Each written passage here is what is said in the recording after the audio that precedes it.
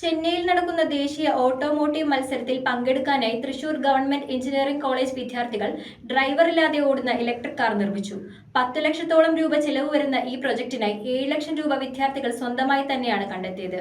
വിദ്യാർത്ഥികളെ നേരിട്ട് കണ്ട് അഭിനന്ദിച്ച ഉന്നത വിദ്യാഭ്യാസ മന്ത്രി റോജി എം ജോൺ ബാക്കി തുക സ്പോൺസർഷിപ്പ് വഴി കണ്ടെത്തി നൽകാമെന്ന് ഉറപ്പു നൽകി. തടസ്സങ്ങൾ കണ്ടാൽ 6 മീറ്റർ അകലെ സ്വയം ബ്രേക്ക് ഇടും. റോഡിലെ വേഗത നിയന്ത്രണ ബോർഡുകൾ മനസ്സിലാക്കി വേഗത ക്രമീകരിക്കും. സിഗ്നലുകൾ കൃത്യമായി അനുസരിച്ച് കുന്നും മലയും കയറും. പറഞ്ഞു വരുന്നത് വിദേശത്തെ ഏതെങ്കിലും ആഡംബര കാറുകളെ കുറിച്ചല്ല. തൃശൂർ ഗവൺമെന്റ് എഞ്ചിനീയറിംഗ് കോളേജിലെ ഇലക്ട്രിക്കൽ എഞ്ചിനീയറിംഗ് വിഭാഗം വിദ്യാർത്ഥികൾ വികസിപ്പിച്ചെടുത്ത തനിനാടൻ ഡ്രൈവറില്ലാ കാറിനെ കുറിച്ചാണ്. സർക്യൂട്ടുകൾ സ്വയം നിർമ്മിച്ചും സോഫ്റ്റ്വെയറുകൾ സ്വന്തമായി വികസിപ്പിച്ചുമാണ് ബാറ്ററിയിൽ പ്രവർത്തിക്കുന്ന ഈ വാഹനം വിദ്യാർത്ഥികൾ യാഥാർത്ഥ്യമാക്കിയത്. മണിക്കൂറിൽ 100 കിലോമീറ്റർ വരെ വേഗത കൈവരിക്കാൻ കഴിയുന്ന വാഹനത്തിന് ഒറ്റ ചാർജിൽ 30 കിലോമീറ്റർ സഞ്ചരിക്കാനാകും. മുൻപിലെ റഡാറും സ്റ്റിയറിംഗിന് മുകളിലെ ക്യാമറയും റോഡിലേക്ക് ഘടിപ്പിച്ച സെൻസറുകളുമാണ് തടസ്സങ്ങൾ തിരിച്ചറിഞ്ഞ് ഈ വാഹനത്തെ നിയന്ത്രിക്കുന്നത്. ട്രാഫിക് പ്രോസസിംഗ് യൂണിറ്റിന്റെ സഹായത്തോടെയാണ് ഇതിന്റെ യന്ത്ര സംവിധാനം പ്രവർത്തിക്കുന്നത്.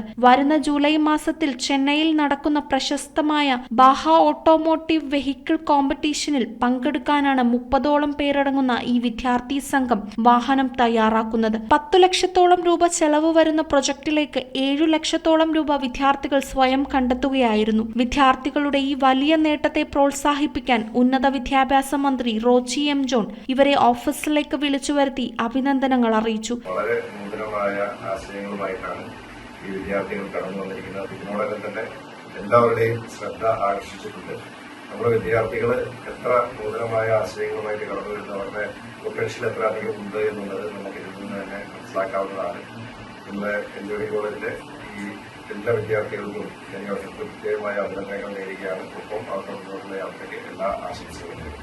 പ്രൊജക്ടിന് ഇനി ആവശ്യമായി വരുന്ന ബാക്കി തുക സ്പോൺസർഷിപ്പ് വഴി കണ്ടെത്തി നൽകാമെന്ന് മന്ത്രി ഉറപ്പു നൽകിയിട്ടുണ്ട്. മന്ത്രിയുമായുള്ള കൂടിക്കാഴ്ചയിൽ വിദ്യാർത്ഥികളായ Darshan, Ashwin, Darwin Jose, Sreejith, faculty advisor Anwar Sadiq, parent പ്രതിനിധി ജോസ് ആന്റണി എന്നിവർ പങ്കെടുത്തു. കേരളത്തിന്റെ സാങ്കേതിക മികവ് ദേശീയ തലത്തിൽ ഉയർത്തിപ്പിടിക്കാൻ ഒരുങ്ങുന്ന തൃശൂരിലെ ഈ യുവ പ്രതിഭകൾക്ക് ഇനി ചെന്നൈയിലെ ട്രാക്കിൽ വിജയക്കൊടി പാറിക്കാനാകട്ടെ എന്ന് ആശംസിക്കാം. News bureau, Kalady.